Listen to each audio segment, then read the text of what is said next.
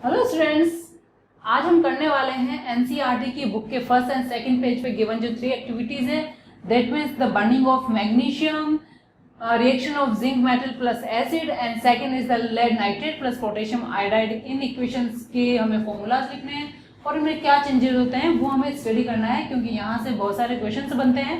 Let's take first the burning of magnesium. अब burning of magnesium है तो सबसे पहले हमें यहाँ एक जो केमिकल इक्वेशन है वो लिखनी है। बर्निंग ऑफ मैग्नीशियम बोला है तो आपको यहाँ पर मैग्नीशियम का आप सिंबल लिखिए।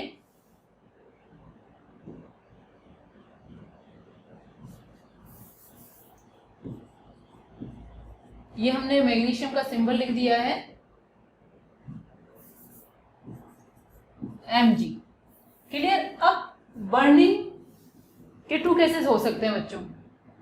आप जब भी इस क्वेश्चन को रीड कर रहे हैं या अटेम्प्ट कर रहे हैं किसी एग्जाम में, तो आप कॉन्सेंट्रेट कीजिए कि मैग्नीशियम की जो बर्निंग है वो किसके प्रेजेंस में करवाई जा रही है। अगर आपको गिवन है the burning of magnesium in the presence of air, तो वहां प्रोडक्ट डिफरेंट होंगे, और गिवन है कि burning of magnesium in the presence of oxygen, तो वहां पर प्रोडक्ट डिफरेंट होंगे। तो दोनों पे आप कॉन्सेंट्रेट कीजिए। पहले मैं बर्निंग कर रही हूँ in the presence of oxygen. Burning of magnesium first case, burning of magnesium in PbSeNCe presence of oxygen. ठीक है, तो ऑक्सीजन इस पर कॉन्सेंट्रेट कीजिएगा। ऑक्सीजन दैट मीन्स आपको जब बर्निंग करवानी है तो ये O2। ठीक है। अब मैग्नीशियम दिखता कैसा है? मैग्नीशियम एक रिबन की फॉर्म में होता है, यानी मेटल होती है वैसे तो शीट्स में बन सकती है, पर हमारे एक्सपेरिमेंट के लिए लैब के अंदर हमारे पास एक रिबन की फॉर्म में ये आता है। अब रिबन की फॉर्म में ये आता है तो वहां पर स्टूडेंट्स जब प्रैक्टिकल्स करते हैं तो उनको बर्निंग के लिए दिया जाता है, तो उस टाइम जो बर्निंग है वो हमारे एयर के अंदर होती है। तो मैग्नीशियम रिबन लाइक स्ट्रक्चर हो गई है, इसको बुक्स में लिखा हुआ होता है burning the ribbon of magnesium या मैग्नीशियम रिबन। तो Mg आप कुछ भी ले, सिंबल Mg ही है उसका।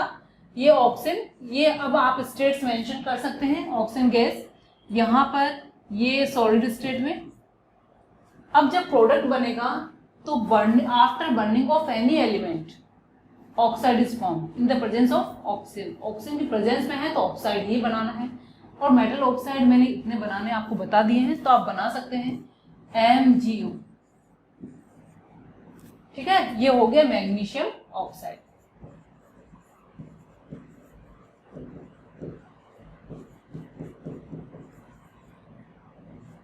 ये सॉलिड स्टेट में होता है और एक व्हाइट कलर की पाउडर फॉर्म में हम कह सकते हैं व्हाइट पाउडर।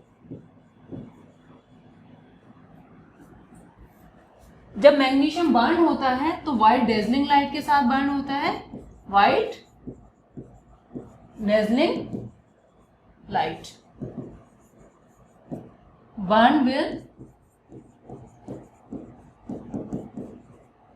क्लियर। तो ये मैग्नीशियम ऑक्साइड बर्न होकर ऑक्साइड इसने बना लिया है। ऑक्साइड का व्हाइट कलर का पाउडरी फॉर्म होता है। यहाँ हमने सॉलिड रिबन लिया है, ये गैस स्टेट है।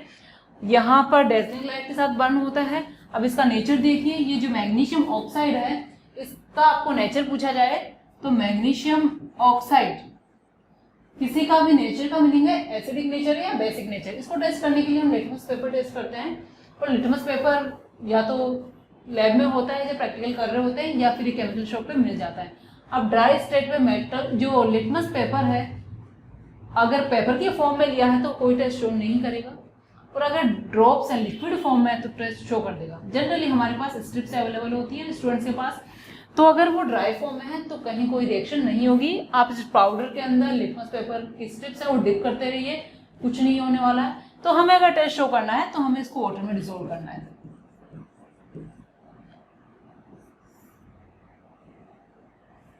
ये एक इंपॉर्टेंट टॉपिक है इस रिएक्शन से रिलेटेड।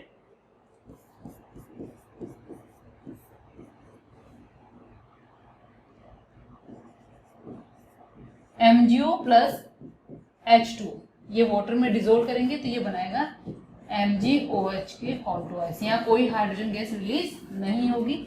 ये बन गया है मैग्नीशियम हाइड्रोक्साइड। OH आपको याद आ रहा होगा सिंबल, तो इसको हम बोलेंगे magnesium hydroxide.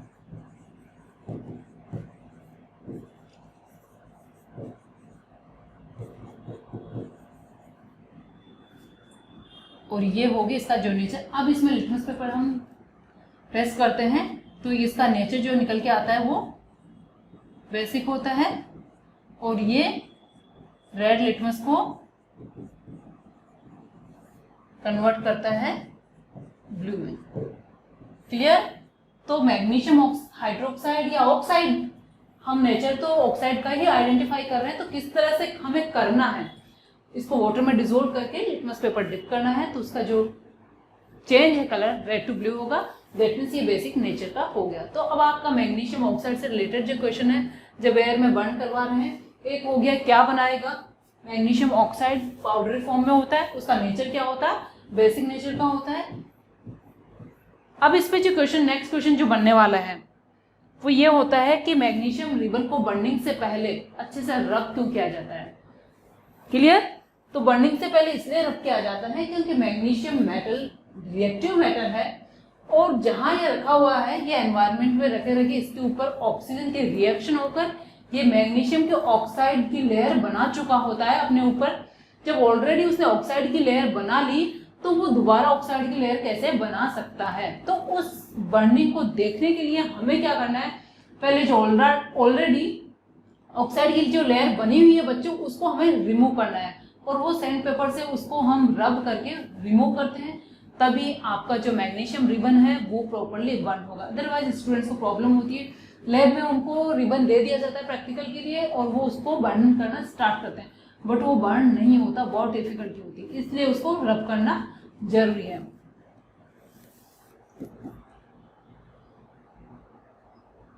Before burning magnesium ribbon is rubbed because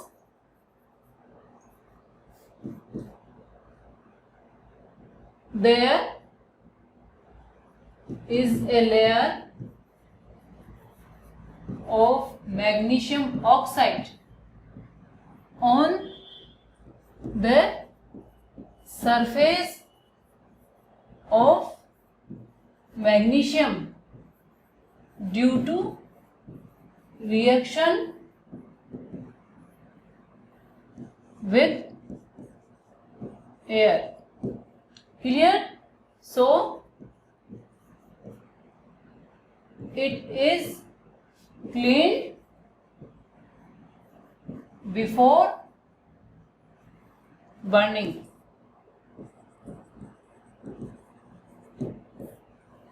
तो ये हमारा मैग्नीशियम से रिलेटेड नेक्स्ट क्वेश्चन हो गया। अब ये तो हमने बात करी है कि ऑक्सीजन के अंदर हम बर्निंग करें। अब मैंने क्यों बोला कि हम एयर के अंदर बर्निंग करें। अब बच्चों मैं ये जो टॉपिक बताने जा रही हूँ, बर्निंग ऑफ मैग्नीशियम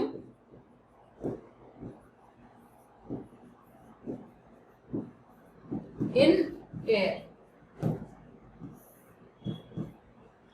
ये एनटीएससी के व्यू से इंपॉर्टेंट है, क्योंकि हमारी जो एनसीईआरटी की बुक है उसको एयर में बर्निंग के बाद अभी जो मैंने रिएक्शन बताई है ये और ये ही गिवन है, तो आप वहां पर बोर्ड के एग्जाम के पॉइंट ऑफ व्यू से इसको फॉलो करते हुए चलेंगे, ठीक है। क्योंकि आपके सामने अगर यही ऑप्शन मिलेगा तो आपको यही करना है, बट आपके सामने ऑप्शन और भी है। दैट मीन्स अब जो मैं करने वाली हूं वो अगर ऑप्शन है तो आप उसी पे क्लिक कीजिएगा। मैग्नीशियम की हमें बर्निंग करनी है, स्टेट टू स्टेट हमने देख ली है। अब हम बात करें एयर की, तो एयर के अंदर बेटा ऑक्सीजन ही नहीं है, ऑक्सीजन से ज्यादा तो 78% क्या है, नाइट्रोजन है। तो यहां पर जो रिएक्शन होगी O2 Mg प्लस N2 दोनों के साथ होगी, यहां बनाएगा मैग्नीशियम ऑक्साइड, ये सॉलिड स्टेट ये गैसीय स्टेट, ये हमने बर्निंग करी है यहाँ पे, ये सॉलिड स्टेट, ये गैसीय स्टेट। अब यहाँ क्या बनेगा, तो मैग्नीशियम और नाइट्रोजन दो ही तो एलिमेंट है और दोनों की रिएक्शन में पॉसिबिलिटी क्या है, नाइट्राइड बनना, मैग्नीशियम नाइट्राइड। और अगर आपको मैग्नीशियम नाइट्राइड का फॉर्मूला फाइंड आउट करना है तो केमिकल फॉर्मूला बनाने वाले जो हमारा वीडियो था उस पर जाइए और वहां पर देखिए कि कैसे बनाया जाता है, इसीलिए मैंने उस क्लास में फॉर्मूलाज बनाना सिखाया था। तो मैग्नीशियम नाइट्राइड हो गया Mg3N2, क्लियर। इसको हम लिखेंगे मैग्नीशियम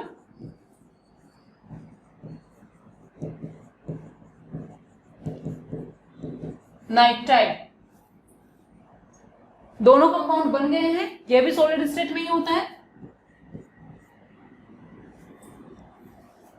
तो एयर की बर्निंग के बाद यहां पर हमें टू कंपाउंड्स का मिक्सचर मिलता है, अलग अलग नहीं मिलेंगे कि ये कोई यहां कोई मैजिक हो रहा है। आपने मैग्नीशियम का जो रिबन है वो तो एक ही लिया है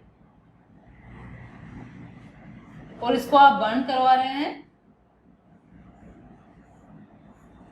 और यहां पर आपको जो पाउडरी फॉर्म में सब्सटेंस मिल रहा है उसमें ऑक्साइड तो सेपरेट होगा और यहां पर नाइट्राइड Mg3N2 सेपरेट होगा। ऐसा नहीं होता, तो हमें कहां मिलेगा, as a mixture. We get mixture of MgO plus Mg3N2, clear. तो ये हमें मिक्सचर यहां पर मिला है। अब हम इसकी बेसिसिटी का टेस्ट करना है कि मिक्सचर बेसिक है, और ये डेफिनेटली बेसिक ही होगा, लेकिन हमें कैसे पता चलेगा कि इसमें मैग्नीशियम नाइट्राइड भी बना है। तो इसके लिए बच्चों आप नेक्स्ट टेस्ट क्या करेंगे, आपने जो मिक्सचर लिया है MgO प्लस Mg3N2, इसको आप अगेन वाटर में डिसॉल्व करेंगे, डिसॉल्विंग इन वाटर, यहां रिलीज होती है MgOH की ऑल्टोइज, तो बनेगा ही बनेगा। क्या है ये, मैग्नीशियम हाइड्रोक्साइड, तो ये तो बनेगा ही बनेगा। साथ में क्या होता है, प्लस अमोनिया।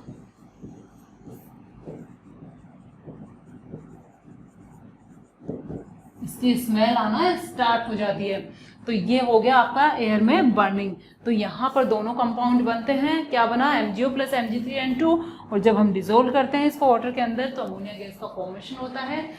लिटमस पेपर से आप बेसिक नेचर का पता लगा सकते हैं, और Mg3N2 बनता है, दैट मीन्स ये। अब आपका क्वेश्चन होता है NTSC के फर्स्ट लेवल पे भी, फर्स्ट लेवल पे आपको नहीं पूछेगा ऐसा क्वेश्चन, ये सेकेंड लेवल का क्वेश्चन है कि आपने एयर में बर्निंग करी है और बर्निंग के बाद जो कंपाउंड मिला है आपको, डिसोल्व आप वाटर में करते हो, तो उसके आप प्रोडक्ट्स बनाइए, या कौन सी गैस की स्मेल आती है, या जो कंपाउंड का जो नेचर है वो कौन सा टेस्ट शो करता है, या वाटर में डिसोल्व करने के आफ्टर, क्योंकि अमोनिया गैस बाहर निकल जाएगी, वो गैस है तो हो सकता है वो बाहर निकल जाएगी, तो आपको जो सॉल्यूशन मिलेगा एक बार सॉल्यूशन वो मैग्नीशियम हाइड्रोक्साइड का मिलेगा। तो ये डिफरेंट टाइप के क्वेश्चन ये हो सकते हैं मैग्नीशियम की बर्निंग से रिलेटेड, क्लियर। नाउ नेक्स्ट हमारा जो एक्टिविटी है वो है जिंक प्लस, ये नंबर 2 डाल लीजिए, HCl, हाइड्रोक्लोरिक एसिड है, डाइल्यूट या कंसंट्रेट इसमें ले सकते हैं। जिंक प्लस HCl, यहां पर हमने प्रोडक्ट बना लिए थे ZnCl2 प्लस यहां पर H2, ये गैस बन रही है, ठीक है। यहां पर ZnCl2 ये सॉलिड स्टेट में होता है, प्लस ये हो गया आपका हाइड्रोजन गैस।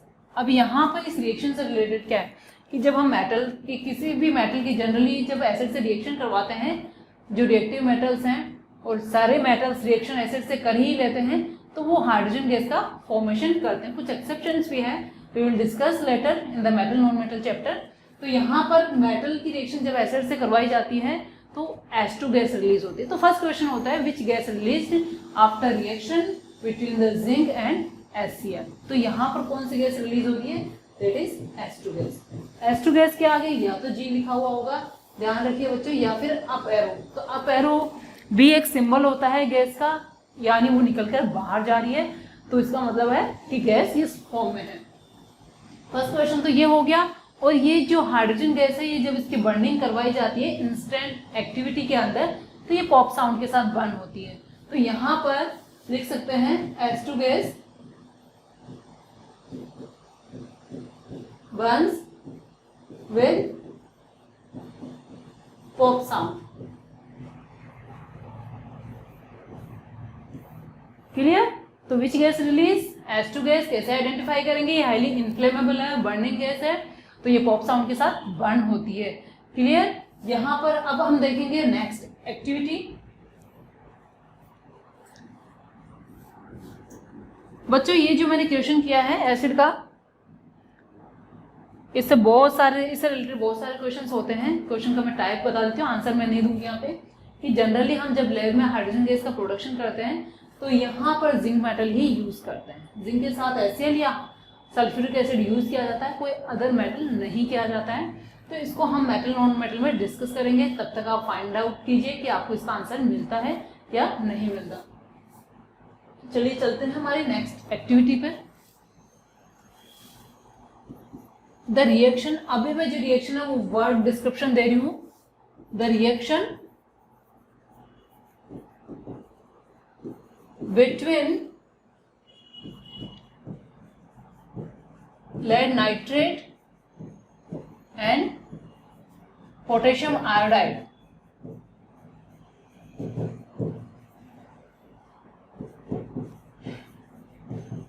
ठीक है, ये रिएक्शन में बहुत इंपॉर्टेंट है। आपको वर्ड डिस्क्रिप्शन दी गया है इसके इक्वेशन बनाने की ट्राई कीजिए, फिर उसको बैलेंस कीजिए, जो कि हम करने वाले हैं। और ये जो तीनों एक्टिविटीज है उससे क्या इंफॉर्मेशन निकाल के हमें यहाँ पर बताना है। तो फर्स्ट यहाँ पर लिखना है लेड नाइट्रेट, ये हमारे रिएक्टेंट है। इसने बोला है कि reaction between lead nitrate potassium iodide. तो लेड नाइट्रेट का सिंबल बेटा, लेड का सिंबल यानी जो लेड आयन है, नाइट्रेट आयन है, उनको कंबाइन करके आप बनाइए। उसका रिजल्ट जो निकल के आ रहा है PbNO3 के होल ट्वाइस। अगर आप मतलब अब तक आपको ये फॉर्मूला बनाना आ जाना चाहिए, अब भी नहीं बना पा रहे हैं तो आप डाउट पूछ सकते हैं। PbNO3 के होल ट्वाइस, ये हो गया हमारा लेड नाइट्रेट प्लस, अब सेकंड है हमारा पोटेशियम आयोडाइड। पोटेशियम के लिए K होता है K प्लस, और आयोडाइड के लिए I माइनस, तो इसका फॉर्मूला बनेगा KI। ये हो गया potassium iodide.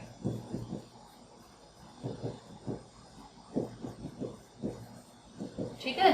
Now after reaction अब प्रोडक्ट जो बनेंगे, इसमें जो प्रोडक्ट बनते हैं वो बनते हैं lead iodide PbI2,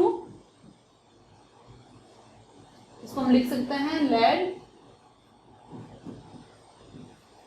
iodide plus potassium nitrate.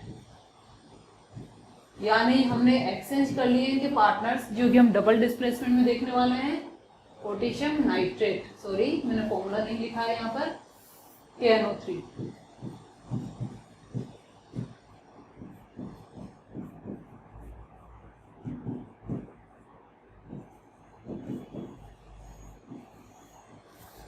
Clear?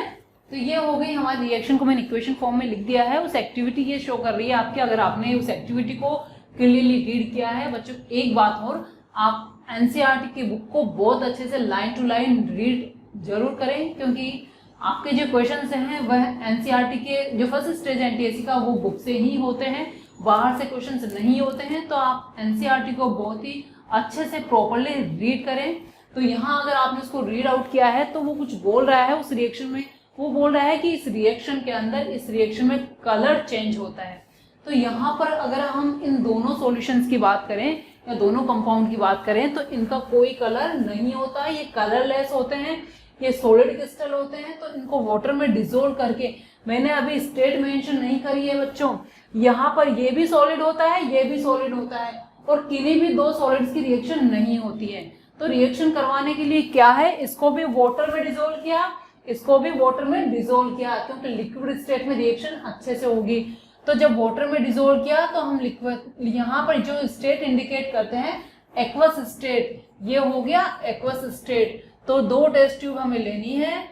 ये अब मैं कलर चेंज करने वाली हूँ, क्योंकि मेरा कलर कुछ ऐसा बनने वाला है कि मैं ये वाला कलर मार्कर के लिए भी यूज नहीं कर सकती। मुझे थोड़ा सा ये कर लेती हूँ मैं। ये हमने एक टेस्ट ट्यूब में लेड आयोडाइड लिया Ki, एक टेस्ट ट्यूब में हमने लिया ये सॉरी पोटेशियम आयोडाइड है, ये लेड नाइट्रेट PbNO3। ये इनके सॉल्यूशंस हमने ले रखे हैं, ठीक है। अब इन दोनों को हमें मिक्स करना है सिंगल टेस्ट ट्यूब में। ये हमने सिंगल टेस्ट ट्यूब हमने ले लिए, दोनों को मिक्स करना है। अब मिक्स करने के बाद जो रिजल्ट आ रहा है वो आपका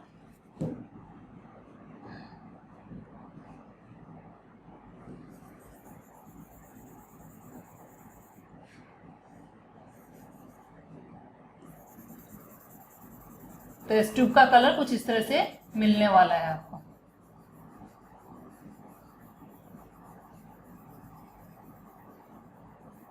दोनों कंपाउंड्स ने रिएक्शन कर ली है और रिएक्शन के बाद प्रोडक्ट आपके सामने लिखे हुए हैं, पर इनमें से किस प्रोडक्ट का कलर कौन सा है ये आपको अभी पता नहीं है। टेस्ट ट्यूब में आपके पास दोनों प्रोडक्ट का आपको मिक्सचर मिलेगा, और क्योंकि आपने सॉल्यूशन लिया है, ध्यान रखिएगा बच्चों इस चीज को, आपने वाटर के अंदर सॉल्यूशन लिया है तो इसके अंदर वाटर है। अब यहाँ पे ये जो 2 कंपाउंड्स बन रहे हैं, यहाँ पर जो लेड आयोडाइड है उसका कलर येलो होता है। तो ये होता है येलो कलर का, और येलो कलर मैंने मार्कर में यूज कर लिया है, तो ऐसा लग रहा है कि सब येलो येलो बन रहे हैं। थोड़ा सा मैं डिफरेंट कलर यूज कर लेती हूँ। Yellow colour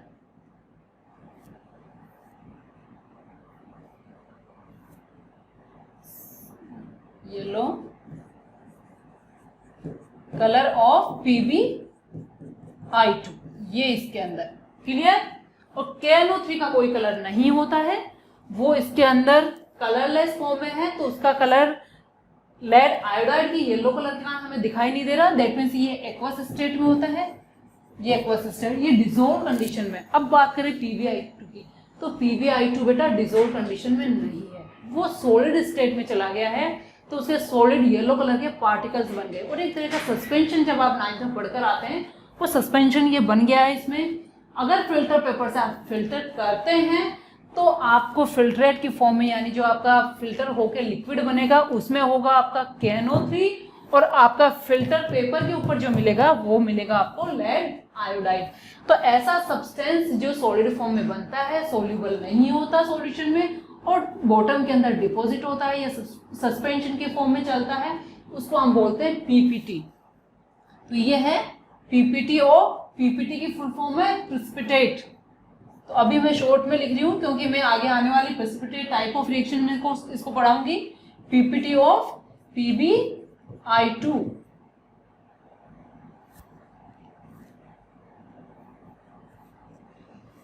clear. तो ये येलो कलर का PPT बनता है। अब यहाँ पर जो क्वेश्चन आने वाला है दैट इज, एक तो सिंपल क्वेश्चन है, right the balance chemical equation of this. Balancing आपको खुद से करनी है, आप जितनी करेंगे आपकी प्रैक्टिस होगी। इक्वेशन मैंने लिख दी है। अब यहाँ पर जो बनता है, वॉच करते हैं हम colour change in chemical reaction, that means yellow colour. और येलो कलर किसका होता है? लेड आयोडाइड का होता है। ड्यू टू लेड आयोडाइड का फॉर्मूला आपको आना चाहिए रिएक्शन में, क्योंकि जब आप कंप्लीट बैलेंस इक्वेशन लिखेंगे, आपने अगर फॉर्मूला रॉन्ग कर दिए तो आपका क्वेश्चन रॉन्ग है, आपकी मार्किंग नहीं होगी, आपके मार्क्स काटे जाएंगे। तो येलो कलर हो गया, और येलो कलर को पीपीटी की फॉर्म में बनाया। अब बात आती है डाउन एरो की। जब कोई सब्सटेंस सॉलिड फॉर्म में बनकर डिपॉजिट होता है तो इसका मतलब वो नीचे जा रहा है, तो नीचे जा रहा है तो हम उसको इंडिकेट करेंगे यहाँ पर डाउन एरो से। तो डाउन एरो का मीनिंग जो हो गया दैट इज पीपीटी। क्लियर। तो ये हो गई, ये रिएक्शन कंप्लीट हो गई। अब मैं तीनों एक्टिविटीज की बात करूं तो तीनों एक्टिविटीज के बाद चैप्टर के अंदर कुछ गिवन है कि हमने केमिकल रिएक्शन से क्या ऑब्जर्व किया। ठीक है, दैट मीन्स क्या इंफॉर्मेशन हमें मिलती है। या इंफॉर्मेशन की बात नहीं करेंगे, हम बोलेंगे कि हम कैसे ऑब्जर्व करें कि पर्टिकुलर रिएक्शन केमिकल रिएक्शन ही है। तो बच्चों हम तीनों एक्टिविटीज को मर्ज करते हैं। हमने सबसे पहले ली मैग्नीशियम ऑक्साइड, यानी मैग्नीशियम की जो बर्निंग है, यहां पर ये व्हाइट पाउडर यानी गैस स्टेट, वैसे ये भी सॉलिड था, ये व्हाइट पाउडर बन गया। तो फर्स्ट ऑब्जर्वेशन हमारा ये है कि यहाँ पर स्टेट चेंज हो जाती है। और भी बहुत सारी रिएक्शन जैसे हमने वाटर वाली पढ़ी तो स्टेट चेंज हो जाती है। तो जो केमिकल रिएक्शन है उसमें सब्सटेंस की, रिएक्टेंट की स्टेट चेंज हो जाती है। बच्चों स्टेट चेंज आप बोलेंगे फिजिकल में भी होती है, तो वहां भी होती है। तो वो एक केमिकल कंपोजिशन चेंज वहां नहीं होता है, यहाँ स्टेट चेंज हो गई, केमिकल कंपोजिशन भी चेंज हुआ है। तो स्टेट चेंज हम लिख सकते हैं। अब हमें हेडिंग क्या डालनी है, व्हाट वी ऑब्जर्व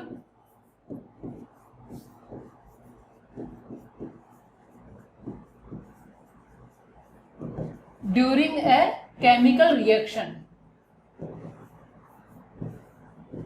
क्या ऑब्जर्व करते हैं? फर्स्ट स्टेट चेंज,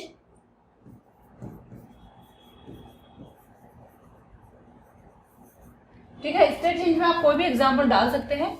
जैसे मैंने ये डाली, आप कार्बन प्लस O2 आप बर्न कर रहे हैं, ये CO2 ये गैस बन रहा है, यानी C जो सॉलिड था उससे गैस बन रहा है, ये भी आप डाल सकते हैं। या फिर आप H2 प्लस O2 ये गैसेज हैं, इससे H2 लिक्विड बना है, ये भी आप डाल सकते हैं। तो इस तरह का जो स्टेट चेंज ऑब्जर्वेशन है वो हमें मिलता है। सेकेंड है इवोल्यूशन ऑफ गैस। मैं समराइज कर रही हूँ वापस जो मैंने लिखा है एक्टिविटीज को। इवोल्यूशन ऑफ गैस जो हमने पढ़ा है Zn प्लस HCl के अंदर, यहाँ पर क्या बनता है ZnCl2 प्लस H2, ये इवोल्यूशन हो गया गैस का। तो यहाँ पर फेज चेंज नहीं हुई है कि रिएक्टेंट ने हमने फेज चेंज करके गैस बना ली, यहाँ पर गैस का फॉर्मेशन हुआ है, न्यू टाइप की गैस का फॉर्मेशन हुआ है, ये हो गया। थर्ड हम चलते हैं कहाँ पर, कलर चेंज।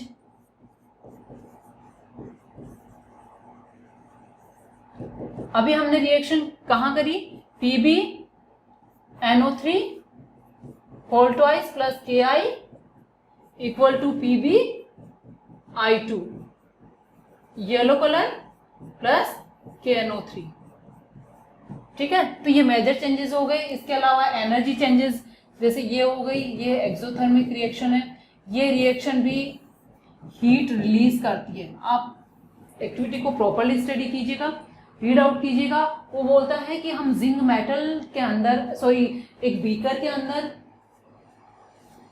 ये बीकर हमने लिया और यहाँ पर इसमें HCl है और जिंक ग्रेन्यूल्स। ग्रेन्यूल्स का मतलब होता है कि हम मेटल को छोटे छोटे जो दाने होते हैं, या फिर हम कह सकते हैं कि मॉलिक्यूलर फॉर्म तो हम नहीं कह सकते, ग्रेन्यूल्स ये वर्ड यूज करेंगे, उस फॉर्म में यानी छोटे छोटे पीसेस की फॉर्म में हम डालते हैं तो रिएक्शन बहुत अच्छे से होती है। तो इसलिए हम जिंक ग्रेन्यूल्स की बात करते हैं। जब ये हम डालते हैं तो यहाँ से HCl gas, sorry H2 gas बाहर निकलती है और ZnCl2 बनता है, ये हम निकाल लिया। बट जब हम इसको टच करते हैं बीकर को, तो ये बीकर हमें गर्म लगता है, हॉट लगता है। दैट मीन्स हमारी जो रिएक्शन है ये है एक्सोथर्मिक, ठीक है। तो रिएक्शन एक्सोथर्मिक हो गई। और भी बहुत सारी रिएक्शन होती है जो एक्सोथर्मिक एंडोथर्मिक वो हमने कर ली है, या आगे आने वाले चैप्टर्स में हम करेंगे टाइप ऑफ रिएक्शंस में। तो यहाँ पर 3 तो ये हो गया, 4 हम ले सकते हैं चेंज इन एनर्जी।